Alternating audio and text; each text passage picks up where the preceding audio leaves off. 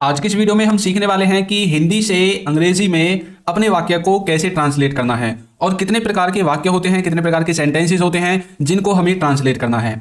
तो चलिए वीडियो को स्टार्ट करते हैं। और देखिए, सबसे पहले ना आपको एक चीज याद रखनी है कि इंग्लिश ग्रामर में एक तो आपका सिंपल सेंटेंस होता है, एक आपका नेगेटिव सेंटेंस होता है, एक आपका इंटरोगेटिव सेंटेंस होता है और एक होता है इंटरोगेटिव प्लस नेगेटिव, यानी कि इन दोनों का कॉम्बिनेशन। ठीक है, अब आपको ये सेंटेंसेस देखने में कैसे लगते हैं तो यहां पर देखिए, जैसे कि ये हिंदी का एक वाक्य है, मैं अंग्रेजी बोलता हूं, मैं अंग्रेजी बोलता हूं।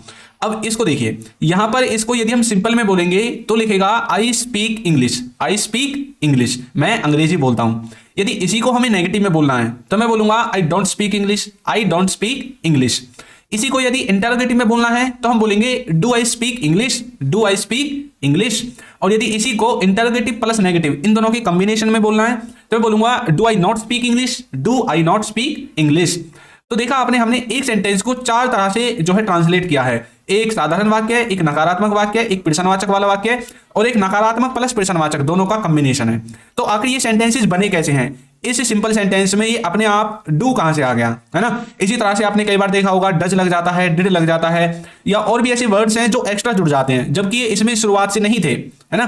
तो चलिए देखते हैं कैसे ये जुड़ते हैं और इस सेंटेंस को बनाने का जो स्ट्रक्चर है, इसका फॉर्मूला क्या है, इसको बनाएंगे कैसे। तो वीडियो आगे देखिए। अब देखिए, किसी भी सेंटेंस को बनाने के लिए जो सबसे ज्यादा इंपॉर्टेंट चीज है वो है आपकी हेल्पिंग वर्ब। आखिर हेल्पिंग वर्ब कैसे लगानी है तो देखिए, हेल्पिंग वर्ब को यदि हम प्रेजेंट और पास्ट और फ्यूचर तीनों में देखें तो जब हम प्रेजेंट की बात करेंगे तो इसमें आपकी इज, एम, आर ये लगेगा, हैज, हैव ये लगेगा और डू, डज ये लगेगा। जहां पर भी आपको is, am, are, has, have और डू, डज में से कोई भी दिखे तो समझ जाना है कि हेल्पिंग वर्ब है प्रेजेंट की। यदि आपको पास्ट की हेल्पिंग वर्ब को पहचानना है तो पास्ट की हेल्पिंग वर्ब आती है, जैसे वाज पर हो गया, हैड हो गया, डिड हो गया, ये आपकी सब पास्ट की हेल्पिंग वर्ब है। और फ्यूचर की हेल्पिंग वर्ब में आपका विल बी, विल हैव और विल हैव बीन आता है। ठीक है, तो देखिए फ्यूचर में तो सब में विल लगा हुआ है, आसानी से पहचान सकते हैं। यहां पर ये थोड़ी अलग अलग हो जाती है तो इनको आपको एक बार याद करने की जरूरत है। इसकी कोई भी शॉर्ट ट्रिक नहीं है, आपको इसको याद ही करना पड़ेगा, कम से कम 10 बार लिख कर देखिए तब आपको याद हो जाएंगे। ठीक है, तो ये है आपकी हेल्पिंग वर्ब। अब जब हम प्रेजेंट का कोई भी वाक्य बनाएंगे तो इनमें से ही देखना हम हेल्पिंग वर्ब इस्तेमाल करेंगे। यदि पास्ट का बनाएंगे तो यहां से हेल्पिंग वर्ब लेंगे और फ्यूचर का बनाएंगे तो ये जितनी भी आपको हेल्पिंग वर्ब दिख रही है इनमें से लेंगे। ठीक है, चलिए स्टार्ट करते हैं। तो देखिए, सबसे पहले हम एक बार इनके फॉर्मूले को देखते हैं क्योंकि आप कंफ्यूज हो जाओगे वरना कि सर ये कैसे बन गया, आपने सब्जेक्ट के बाद ये क्या क्या लगा दिया। तो देखिए, जो आपका मास्टर फॉर्मूला होता है, जो मेन फॉर्मूला होता है किसी भी सेंटेंस को बनाने के लिए, वो ये होता है। सबसे पहले सब्जेक्ट आता है और लास्ट में आता है ऑब्जेक्ट। ये तो सबको ही पता होता है भाई, पहले सब्जेक्ट लास्ट में ऑब्जेक्ट, है ना, इसको सब बता देंगे। कंफ्यूजन तो यहां पर है। सब्जेक्ट के बाद आपको हेल्पिंग वर्ब लगानी है। एच का मतलब है हेल्पिंग, वी का मतलब है वर्ब, हेल्पिंग वर्ब। अब ये हेल्पिंग वर्ब अभी हमने पीछे पढ़ी थी, ये वाली is, am, are, has, have, do, does, will be, ये सब आपकी हेल्पिंग वर्ब है। इसके बाद वर्ब लगेगी। अब ये कौन सी वर्ब है? ये वो वाली वर्ब है जो आप काम करोगे, जो सब्जेक्ट काम करेगा, यानी कि first form, second form, third form, fourth form, fifth form, इस रूप में ये आती है, इन फॉर्म्स में आती हैं। तो आपको यहां पर वर्ब की फॉर्म लगानी है। तो ये मास्टर फॉर्मूला है, इसको आपको याद रखना है। अब देखिए, इसमें जो सिंपल सेंटेंस होगा उसका स्ट्रक्चर तो सेम रहेगा क्योंकि सिंपल फॉर्मूला है, मास्टर फॉर्मूला है। सबसे पहले सब्जेक्ट, फिर हेल्पिंग वर्ब, फिर वर्ब और फिर आपका ऑब्जेक्ट। लेकिन जब आप नेगेटिव सेंटेंसेस बनाओगे तो यहां पर आपको क्या करना है, आपको आपकी जो हेल्पिंग वर्ब है ना, इसके बाद नॉट लगा देना। नेगेटिव का मतलब है नॉट। ठीक है, तो यहां पर हमें क्या करना है, हेल्पिंग वर्ब के बाद नॉट लगा देना है। बाकी देखिए, उसके बाद वर्ब आ गया और फिर ऑब्जेक्ट आ गया। ये इसका स्ट्रक्चर है, हेल्पिंग वर्ब के बाद नॉट लगाना है, यानी कि is, am, are, was, were, has, have, do, does, did, इन सब के बाद नॉट आ जाएगा। ठीक है, इंटरोगेटिव बनाने के लिए आपको इस वाले स्ट्रक्चर में क्या करना है, इंटरोगेटिव बनाने के लिए आपको ये जो हेल्पिंग वर्ब है इसको उठाकर सब्जेक्ट से आगे रख देना है। तो रख दो। ये देखिए, हमने हेल्पिंग वर्ब को कहां रख दिया, सब्जेक्ट से आगे रख दिया। उसके बाद सब्जेक्ट है, फिर वर्ब है और ऑब्जेक्ट है। इस बार इसमें नॉट हम नहीं लगाएंगे, क्यों? क्योंकि ये मास्टर फॉर्मूला है, इसके हिसाब से हमें ट्रांसलेट करना है। ठीक है, ये नॉट तो नेगेटिव में लगेगा सिर्फ। ठीक है, तो हमने देखा हेल्पिंग वर्ब को आगे रख दिया, उसके बाद सब्जेक्ट आ गया, वर्ब आ गया और फिर ऑब्जेक्ट आ गया। अब हमें क्या करना है, इंटरोगेटिव भी होना चाहिए और नेगेटिव भी होना चाहिए, यानी कि आपको नेगेटिव सेंटेंस भी बनाना है, इंटरोगेटिव भी बनाना है। तो हमने दोनों प्रकार के ऊपर बना लिए हैं। तो हमने क्या किया था, नेगेटिव में तो हेल्पिंग वर्ब के बाद नॉट लगा दिया था और इंटरोगेटिव में हेल्पिंग वर्ब को सब्जेक्ट से आगे कर दिया था। तो अब हम क्या करेंगे, ये देखिए, इसमें से हेल्पिंग वर्ब को उठाकर सब्जेक्ट से आगे रख देंगे और नॉट वहीं कहीं रहेगा। तो ये देखिए, हेल्पिंग वर्ब हमने आगे रख दी, फिर सब्जेक्ट लिख दिया, फिर नॉट लिख दी, फिर वर्ब लिख दिया और फिर ऑब्जेक्ट लिख दिया। अब यहां पर ये इंटरोगेटिव का सेंस भी दे रहा है। देखिए, सबसे पहले हेल्पिंग वर्ब, सब्जेक्ट, वर्ब और object, helping verb, subject, verb और ऑब्जेक्ट। नेगेटिव का सेंस कैसे दे रहा है, सब्जेक्ट हेल्पिंग वर्ब के बाद नॉट है और वर्ब है फिर ऑब्जेक्ट है। अब हेल्पिंग वर्ब आगे लग गई तो नॉट जहां पर था वहीं पर है, तो सब्जेक्ट के बाद अब हेल्पिंग वर्ब जब हट जाएगी तो नॉट ही तो बचेगा सब्जेक्ट के बाद डायरेक्ट, तो नॉट बच गया, फिर वर्ब फिर ऑब्जेक्ट। ठीक है, तो देखिए हमने कैसे इस सेंटेंस के फॉर्मूले को बनाना सीख लिया है कि किस तरह से हमें इनको ट्रांसलेट करना है, किस तरह से इनका इस्तेमाल करके अपने सेंटेंस को बनाना है। अब देखिए कैसे करेंगे यूज। तो सबसे पहले एग्जांपल देखिए, राहुल स्कूल जा रहा है। राहुल कहां जा रहा है, स्कूल। यहां ऊपर मैंने आपको फॉर्मूले लिख दिए हैं जिससे कि आपको कंफ्यूजन ना हो, यहां से देख देख कर मैं आपको अच्छे से समझा दूंगा। ठीक है, तो राहुल स्कूल जा रहा है, ये जो सेंटेंस है पहले आपको ये देखना है कि ये सेंटेंस कौन से टेंस का है।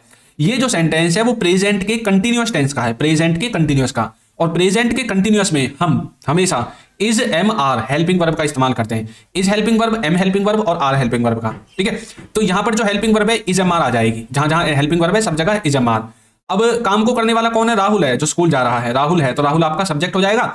काम क्या है, जाने का, जाने को कहते हैं गो। तो देखिए पहला Rahul is going to school, तो राहुल सब्जेक्ट है, इज हेल्पिंग वर्ब है, गोइंग आपकी वर्ब है और टू स्कूल आपके ऑब्जेक्ट में एक तरह से आप काउंट कर सकते हैं अदर वर्ड्स में। ठीक है, तो Rahul is going to school, Rahul school जा रहा है। यदि नेगेटिव बनाना है तो अब हमें क्या करना पड़ेगा, हेल्पिंग वर्ब के बाद नॉट लगाना पड़ेगा। तो हेल्पिंग वर्ब क्या है, इज, तो इज एम आर में अब इज आ गया तो इज के बाद नॉट लगाना है, तो कैसे बोलेंगे, Rahul is not going to school. तो मैंने इसको थोड़ा शॉर्ट फॉर्म में लिख दिया है, यहां पर जगह नहीं थी, पूरा स्कूल है। ठीक है, तो Rahul is not going to school, Rahul school नहीं जा रहा है। ठीक है, अब इंटरोगेटिव में क्या करेंगे, हेल्पिंग वर्ब को आगे रख देंगे सब्जेक्ट से। तो देखिए इज आपकी हेल्पिंग वर्ब थी, इसको हमने सब्जेक्ट यानी कि राहुल से आगे रख दिया। तो is Rahul going to school, क्या राहुल स्कूल जा रहा है, इस तरह से। Is Rahul not going to school, क्या राहुल स्कूल नहीं जा रहा है, तो यहां पर हमने नेगेटिव भी मिक्स कर दिया। तो इस तरह से आप अपनी सेंटेंस को आसानी से ट्रांसलेट कर सकते हैं। एक ही सेंटेंस को देखिए हमने चारों तरह से बना दिया है, negative, simple, interrogative, interrogative, negative. ठीक है, आगे देखिए, अब एक बार हम जैसे गो है, ये क्या है, वर्ब है। तो गो का हिंदी में मतलब होता है जाना, इसकी सेकंड फॉर्म है वेंट, थर्ड फॉर्म है गॉन, फोर्थ फॉर्म है गोइंग और फिफ्थ फॉर्म है गोज। गो, वेंट, गॉन, गोइंग, गोज। ठीक है, चलिए इनको देखते हैं कि इस वर्ड का इस्तेमाल करके हम इन सभी को कैसे बना सकते हैं। तो देखिए अब पहली बार हमने इस्तेमाल किया गो का। ठीक है, तो ही गोज, प्रेजेंट के इंडेफिनिट में गो का इस्तेमाल होगा, ही गोज, वह जाता है। अब गो के साथ एस क्यों लगा, ये वाली फॉर्म यहां पर क्यों आई है, क्योंकि जो प्रेजेंट इंडेफिनिट है इसमें यदि ही से इट आता है तो उसके बाद जो वर्ब है उसमें एस लगता है, इसीलिए। ठीक है, नेक्स्ट है पास्ट का कंटिन्यूअस, तो हमने बोल दिया ही वाज गोइंग, वह जा रहा था, वह जा रहा था। तो ही के बाद हमने वाज लिखा, फिर गोइंग लिख दिया, ही वाज गोइंग, वह जा रहा था। पास्ट के इंडेफिनिट में कैसे बनेगा, ही वेंट, क्योंकि पास्ट इंडेफिनिट में वर्ब की सेकंड फॉर्म आती है, तो सेकंड फॉर्म हमने डायरेक्ट लिख दी। और पास्ट के कंटिन्यूअस में वाज वर्ब के साथ जो वर्ब आएगी उसमें आईएनजी आएगी, तो ये वाली फॉर्म आएगी। ठीक है, पास्ट इंडेफिनिट, ही वेंट, वह गया। मॉडल्स में देखिए, he might be going, he might be going, तो मॉडल में ये कंटिन्यूटी दिखा रहा है, वह शायद जा रहा होगा, he might be going, he might be going. ठीक है, तो मॉडल की कंटिन्यूटी हो गई। प्रेजेंट की नेगेटिव को देखिए कैसे बनाएंगे, he does not go, he doesn't go या ही डज नॉट गो, वह नहीं जाता है।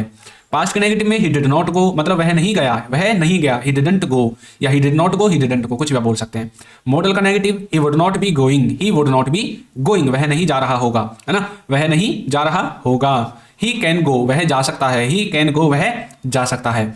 ही शुड गो, उसे जाना चाहिए, ही शुड गो, उसे जाना चाहिए। तो इस तरह से आप देखिए कैन के द्वारा, शुड के द्वारा, वुड के द्वारा, माइट के द्वारा, मॉडल का इस्तेमाल करके भी आप जो है इनका इस्तेमाल कर सकते हैं, गो, वेंट, गॉन, गोइंग, गोज का। ठीक है, ये तो वर्ब की फॉर्म्स हैं, किसी के भी साथ आप लगा सकते हैं, सिर्फ आपको ये पता होना चाहिए कि कौन सी हेल्पिंग वर्ब के साथ कौन सी वर्ब की फॉर्म आएगी। ठीक है, ये बात आपको याद रखनी है। आगे देखिए, ये हमें कैसे पता चला था कि ये प्रेजेंट के इंडेफिनिट का ही है। मान लो ये सब यहाँ से गायब हो गए, ये खाली सेंटेंसेस रह गए, तो आपको कैसे पता चलेगा कौन सा किसका है। तो प्रेजेंट के इंडेफिनिट का हमें कैसे पता चला, क्योंकि वर्ब की फर्स्ट फॉर्म में एस या ईएस सिर्फ प्रेजेंट के इंडेफिनिट में ही लगता है। और ये वाज वर्ब के साथ आपका जो है क्या होता है, जो वर्ब होती है उसमें आईएनजी लगती है, इजएमआर के साथ जो वर्ब होती है उसमें भी आईएनजी लगती है, तो वाज वर्ब है, इसलिए हमें पता चला है कि पास्ट के कंटिन्यूअस का है, वाज वर्ब से हमें पता चलता है। वाज वर्ब का इस्तेमाल तो करते हैं हम पास्ट के कंटिन्यूअस में। नेक्स्ट है पास्ट का इंडेफिनिट, हमें कैसे पता चला इंडेफिनिट है, क्योंकि वर्ब की सेकंड फॉर्म का इस्तेमाल किया गया है, पास्ट इंडेफिनिट है इसलिए वर्ब की सेकंड फॉर्म का इस्तेमाल है। अब ये तो मॉडल्स हैं आपके, माइट भी, ये मॉडल के द्वारा पता चला है हमें, है ना। और मॉडल में भी कैसे पता चला कि ये कंटिन्यूअस में है, जब भी मॉडल के बाद भी आए और वर्ब की फर्स्ट फॉर्म में आईएनजी आए तो समझ जाना है कंटिन्यूटी को शो करता है। और डू डज का इस्तेमाल तो हम प्रेजेंट के इंडेफिनिट में करते हैं, ये भी आपको पता होगा। डिड का इस्तेमाल पास्ट के इंडेफिनिट में करते हैं। ठीक है, वुड, कैन और शुड, ये तीनों आपके मॉडल वर्ब हैं। ठीक है, तो इनको ज्यादा समझाने की जरूरत नहीं है। समझ में आया हमने सेंटेंस को कैसे बनाया, कैसे ट्रांसलेट किया।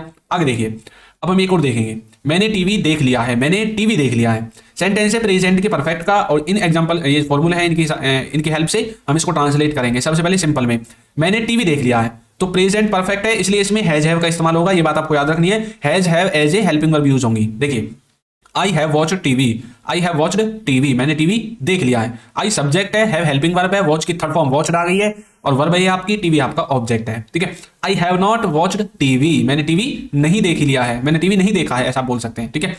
हैव आई वॉच्ड टीवी, क्या मैंने टीवी देखा है, इस तरह से भी आप बोल सकते हैं। Have I not watched TV, क्या मैंने टीवी नहीं देखा है, इस तरह से भी आप बोल सकते हैं। तो आपको समझ में आया कि आपने सेंटेंस को कैसे ट्रांसलेट करना है। कुछ भी करने की जरूरत नहीं है, आपको सिर्फ ये पता होना चाहिए हेल्पिंग वर्ब कौन सी लगेगी, बस। और वर्ब आपको पहचानना आना चाहिए। वर्ब वही होती है जो सब्जेक्ट काम करता है। सब्जेक्ट कोई भी हो सकता है, मैं, तुम, आप, जो भी सेंटेंस में है। अब जैसे मैंने यानी कि मैं अपने लिए बोला मैंने टीवी देख लिया है, तो मतलब मैं यहाँ पर सब्जेक्ट हूँ। अब मैं क्या काम किया, मैंने काम किया टीवी को देखने का, टीवी देख लिया, देखने को इंग्लिश में वॉच कहते हैं, टीवी को देखा है, ठीक है। तो टीवी ऑब्जेक्ट है, और ये सेंटेंस प्रेजेंट के परफेक्ट का है, ये बात भी आपको पता चली होगी, ठीक है। तो अभी हमने एक पूरे सेंटेंस को ट्रांसलेट करना है। इससे पहले हमने एक वर्ड को देखा था, present, past, future, model, negative, इनमें कैसे करना था। हमने एक वर्ड को देखा था पहले, गो, वेंट, गॉन, गोइंग, गोज को। अब हम देखेंगे एक पूरे सेंटेंस को कैसे बनाना है अलग अलग टेंसेस में, अलग अलग मॉडल्स के इस्तेमाल से। वह अंग्रेजी पढ़ रहा है, वैसे तो ये सेंटेंस प्रेजेंट के कंटिन्यूअस का है। अब चलिए प्रेजेंट में देखेंगे, he is reading English, he is reading English, वह अंग्रेजी पढ़ रहा है। अच्छा, रीडिंग स्टडिंग में क्या अंतर होता है आप मुझे कमेंट करके बता सकते हैं, ठीक है। पास्ट में कैसे बनाएंगे, ही वाज रीडिंग इंग्लिश, वह अंग्रेजी पढ़ रहा था, ही वाज रीडिंग इंग्लिश, वह अंग्रेजी पढ़ रहा था। He will be reading English, future में बनाएंगे, मतलब वह अंग्रेजी पढ़ रहा होगा, आने वाले समय में वो अंग्रेजी पढ़ रहा होगा। मॉडल्स में he might be reading English, वह शायद अंग्रेजी पढ़ रहा होगा, इस तरह से। नेगेटिव में he does not read English, वह अंग्रेजी नहीं पढ़ता है। और पास्ट के नेगेटिव में he did not read English, वह अंग्रेजी नहीं, उसने अंग्रेजी नहीं पढ़ी, इस तरह से।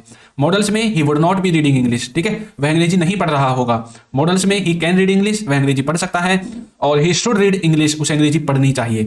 तो इस तरह से देखिए हमने एक ही सेंटेंस को अलग अलग टेंसेज में मॉडल्स के हिसाब से कैसे चेंज किया है।